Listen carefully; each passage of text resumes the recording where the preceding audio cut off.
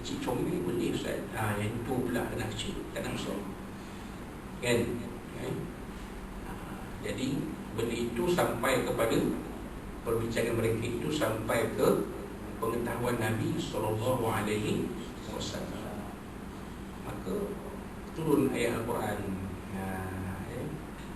memberitahu kepada Nabi SAW baca ayat ni, ya nisa an-nabi kan, ada ayat ni surah Al-Ahzab betul sekali kan.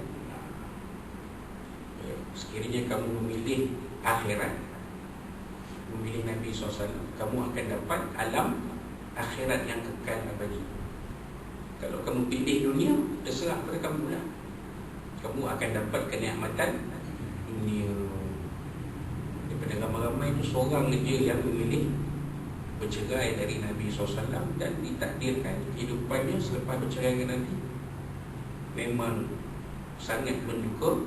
Ceritakan, tuan cek baliklah dalam sejarah sirah Nabi SAW. Yang lain memilih kekal sebagai isteri Nabi SAW, walaupun hidup sederhana tapi dalam keredaan Allah, dan nanti yang akan bersama-sama bagi dia di dalam syurga yang kekal abadi. Antaranya ialah Zainab binti Jahsy radhiyallahu ta'ala anha, Sayyidatina Zainab binti Jahsy radhiyallahu ta'ala anha.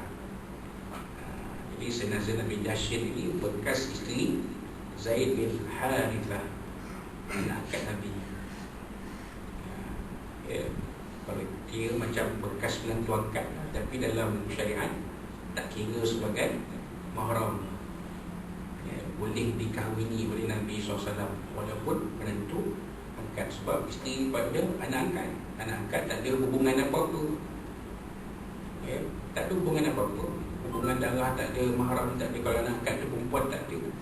Bapa angkat halal menikahi anak angkat, halal menikahi anak angkat. Bapa angkat halal menikahi anak angkat. Ini yang kita terlepas pandang. Kita selalu dulu-dulu membinkan anak angkat pada kita. Maka berlaku masalah apabila anak angkat perempuan itu bernikah. Dia bin bapa angkat dia, cek rupa bapa angkat mewalikan anak angkat. Maka pewalian itu tidak sah. Bila tak sah, mahkamah keluarkan perintah menfarakkan, membatalkan perkahwinan dan memfarakkan pasangan itu kena nikah semula.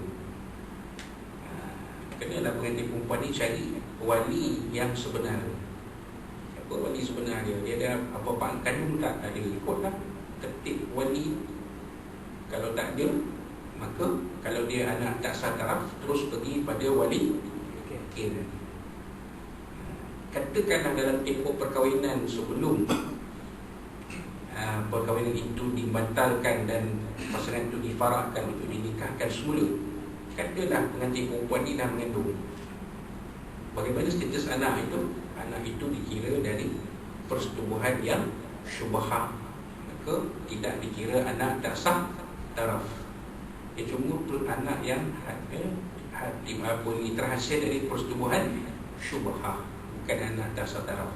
Kena faham. Tak boleh kita hukumkan anak tu anak luar nikah. Sebab dia nikah, cuma nikah tu akhirnya diketahui tidak sah. Maka persetubuhan itu persetubuhan syubhah. Kita tahu buat hukum. Pasal tadi kita tengok Zainab bin Jahsy ni adalah bekas menantu angkat Nabi SAW, bercerai dengan Zaid bin Harithah, kemudian dikahwini oleh Nabi SAW. Nak tunjukkan kata boleh menantu angkat boleh kahwin dengan menantu angkat, sebab dia angkat bukan mentua. Kan? Sikitlah kita sentuh sikit. Radhiyallahu ta'ala anha, Allah Ta'ala redha kepadanya. Qalat, kata Zainab bin Sayyidatuna Zainab binti Jahsy radhiyallahu ta'ala anha ni, kata dia, inna Nabiya sallallahu alaihi wasallam, sesungguhnya Nabi sallallahu alaihi wasallam dakhala 'alaiha fazi'an. Bahawa Nabi SAW masuk ke dalam rumahnya masuk ke dalam rumah Zainab bin Jahsh lah, rumah orang lain. Bukan rumah orang lain, rumah dia lah, rumah tu rumah Zainab bin Jahsh lah. Alaiha ni, alai Zainab, ala Zainabin. Masuk rumah Zainab. Rumah isteri Nabi ni dia bersebelah-sebelah. Yang dikatakan dalam Al-Quran sebagai hujurat. Ada surah dalam Al-Quran namanya surah Hujurat. Hujurat ini merujuk kepada rumah Ummahatul Mukminin, rumah isteri-isteri Nabi ini. Ada 9 buah rumah yang masih ada kedudukan keadaannya, dalam keadaannya kawasannya adalah rumah Sayyidatina Aisyah radhiyallahu anha. Mana dia rumahnya tu? Itulah tempat Nabi SAW, Sayyidina Abu Bakar Siddiq, Sayyidina Umar bin Khattab dimakamkan, dikebumikan, disemandikan. Itulah rumah Siti Aisyah. Jadi tuan-tuan boleh bayangkan macam mana besar rumah isteri Nabi SAW. Yang lain semua sudah dimasukkan dalam ruang solat Masjid Nabawi. Jadi kita tak nampak dia mana satu. Tak tahu mana rumah Zainab, mana rumah Maimunah, mana. Kita tak tahu.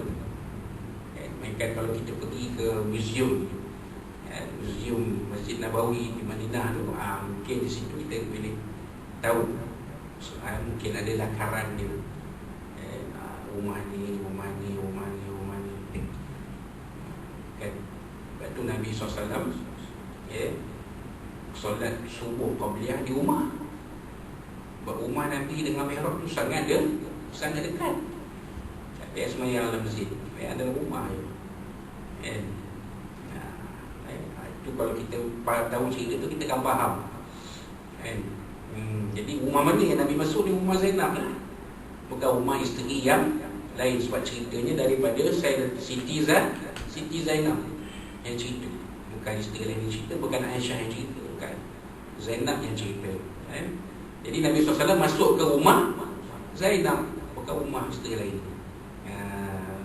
Dakhala alaiha, dakhala ala Zainab bin fazi'an. Keadaan Nabi masuk tu cemas, keadaannya cemas, macam keadaannya cemas, panik, apa lagi, keadaan yang mungkin kelam kabut, tak tenang lah kita, cemas. Apa sebabnya kita tak tahu. Tapi daripada sabda Nabi SAW itu diceritakan oleh Zainab. Siti Zainab menceritakan, yaqul Nabi SAW bersabda, la ilaha illallah. Nabi mengucap, la ilaha illallah, tiada Tuhan melainkan Allah. Something wrong. Ada benda yang tak kena. Macam kita menegur kawan kita, la ilaha illallah, kenapa tak beritahu awal-awal? Nak nampak kan?